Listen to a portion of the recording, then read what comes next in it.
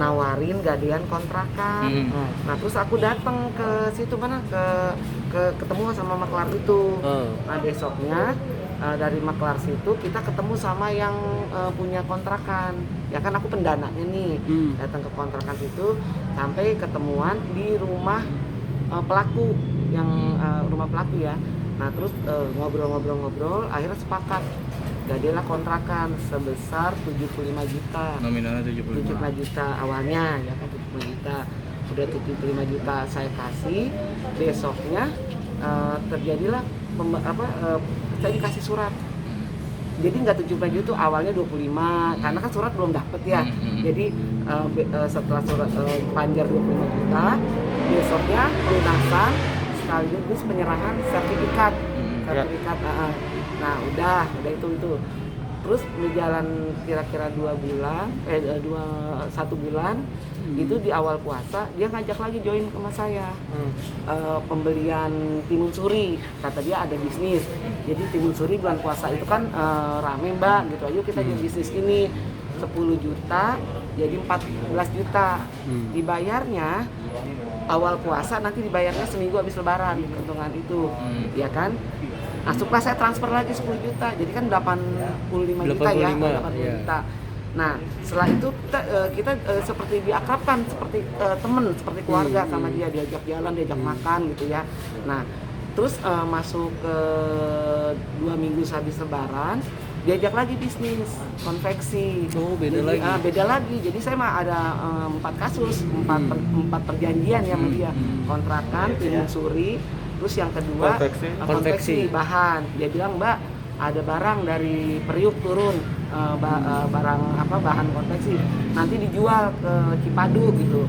Nanam uangnya 50 juta, 50 juta. Nanti keuntungannya 10 juta. Ya kan, jadi 50 dapat 60. Cuma nanti keuntungan yang 10 juta dan 4 juta dapatnya seminggu habis lebaran, yang 50 juta dipulangnya di bulan Juli. Ya kan gitu. Jadi uang saya dari 75 10 tambah 50 ya. Nah, itu setuju. Uang saya tuh. Mas, terjadilah lebaran nih, lebaran. Sampai tanggal yang ditentukan lebaran tidak ada keuntungan yang 10 juta maupun yang 4 juta. Dia bilang dipinjam dulu buat modal lagi katanya kan. Nah saya bilang oh nggak apa-apa karena modal. Nah terus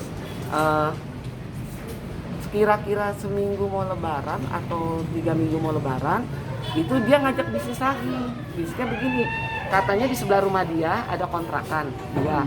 Itu anak Bu Haji itu yang punya kontrakan bilang kalau anaknya kena narkoba, ya kan mbak tebusin kata dia. Kalau ditebusin nanti kita hanya perlu uang 150 juta ya kan, nanti kita tebusin. Ya udah dari saya 150, dari saya 100 juta, dia katanya mau ngasih 50 juta nih ya kan, jadi kan 150. Nanti rumah kontrakan itu kita jual, udah ada pembeli, dibilang gitu, dia pembeli Pak Haji seharga 500 juta, berarti kan ada keuntungan 350 ya kan. Nanti yang 150 kita pulangin. Karena kan saya, dia sama abang saya yang kongsi kan, nanti kita pulangin uangnya berdasarkan modal masing-masing. Yang 3,5, 50-nya bikin surat, dia bilang. Yang 300-nya bagi hasil, abang saya 100, saya 100, dia 100. Jadi saya masuklah dari yang 75, 10, 50 sama yang 150. Itu semua terkirim di di rekening di bank, semua ada bukti, tercatat ya, ada chat ada, sampai sekarang pun tidak saya hapus ya. Nah terus udah, nah sampai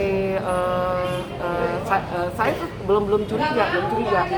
Yang saya curiganya itu kok keuntungan timun suri nggak ada, keuntungan konveksi nggak ada sampai tanggal yang ditentukan. Terus saya berpikir kok saya selalu diminta uang gitu. Akhirnya timbul rasa curiga, surat tanah sertifikat yang ada di saya kepikiran mau ke BPN nih ya kan.